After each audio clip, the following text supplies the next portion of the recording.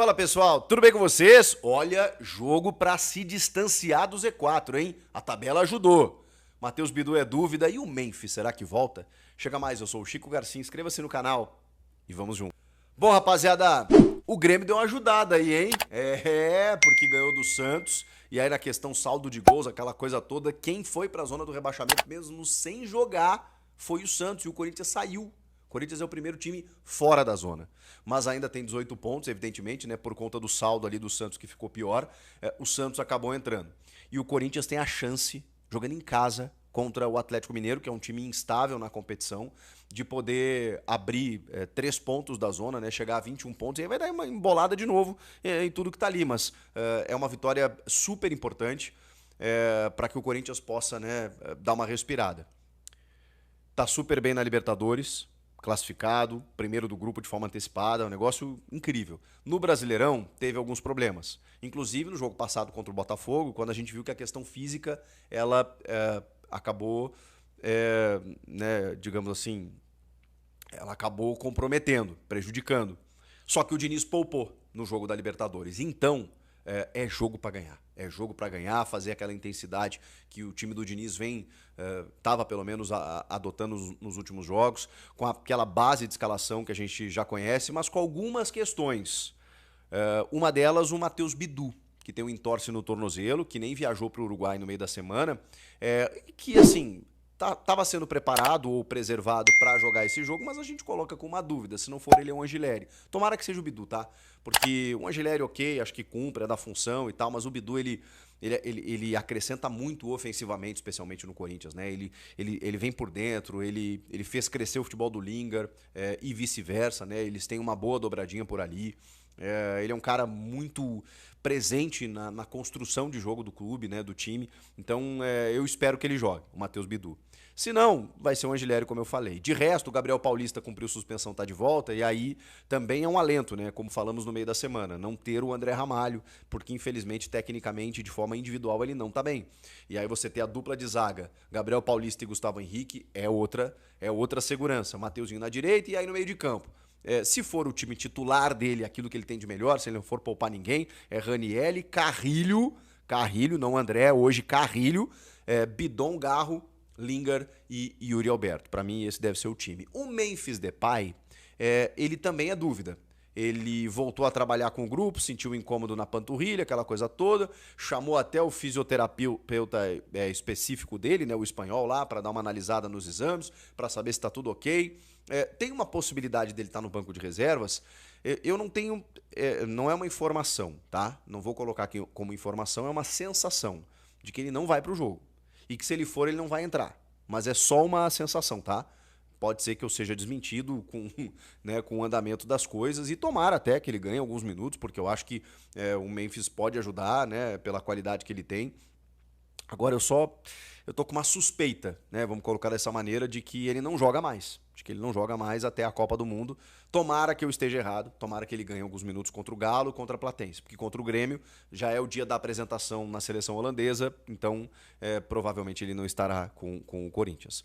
Então vamos aguardar, né? Vamos aguardar para ver se o Memphis vai para campo ou não.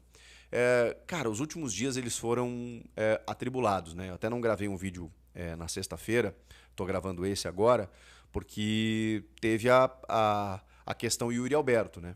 O Yuri, ele jogou uma pressão para cima dele desnecessária, depois daquela entrevista dizendo que, né, ele está pronto para ser negociado, que tem um acordo com o presidente Osmar Stabile, que isso deve acontecer durante a pausa da Copa do Mundo. Ele devia ter esperado, na minha opinião, né? Porque eu acho que todo mundo sabe que o Yuri tem o sonho de jogar na Europa, que a idade dele está passando, né? Que ele quer e tudo mais. Mas quando ele dá esse tipo de declaração e aí acaba perdendo os gols que ele perdeu recentemente, isso acaba transformando isso numa pressão que, cara, ele já tem por si só, né? O Yuri, normalmente, ele já tem uma pressão muito grande porque ele perde gols, porque ele participa muito do jogo, porque ele é um cara que faz gols, mas perde gols, então a torcida às vezes pega no pé, embora todo o carinho que a torcida, na sua maioria, tem por ele, mas achei que é descabida aquela entrevista naquele momento. Só que aí, depois, no último jogo, ele fala que o agente agora, quem está trabalhando com ele, é o seu pai. E aí isso apontou um rompimento com o empresário André Cury, que tem dinheiro a receber do Corinthians, inclusive uma parte do bolo dos 50% que o Corinthians tem do Yuri Alberto já não é mais do Corinthians, já é do André Cury. Então, quando a gente fala que o Corinthians vai ter 50% do Yuri, é menos, porque tem uma parcela que já é do André Cury. Então, cara, tudo isso gerou uma... Por que o André Cury e o Yuri romperam? Porque, por conta da entrevista, a entrevista já foi um indício de rompimento ou ela foi a causa do rompimento? E a partir de agora, será que o André Cury, ele não, até por ter participação no negócio, será que ele não tem que participar do negócio? Será que ele não pressionou? A entrevista do Yuri ela foi muito clara num acordo que ele tem com o presidente Osmar Stabile. E até onde eu sei, nos bastidores, o Corinthians ainda vai buscar vendê-lo e ele ainda quer sair. Eu vi até alguma coisa de que ele indicava uma permanência até o final do ano, é só se não tiver proposta, como hoje não tem. Se não tiver proposta, ele vai ficar no Corinthians. Porque ele mesmo disse, se for vantajoso para o clube. Só que o clube quer, no mínimo, 20 milhões de euros. E daqui a pouco, se vier um pouco menos até, pela vontade do jogador, o negócio vai sair. Então eu acho que o Yuri está caminhando aí para uma saída, independentemente se o empresário for o seu pai ou o André Cury. Só acho que assim seria legal, até a Copa do Mundo, se ele fizesse uns golzinhos aí. Porque aí eu acho que...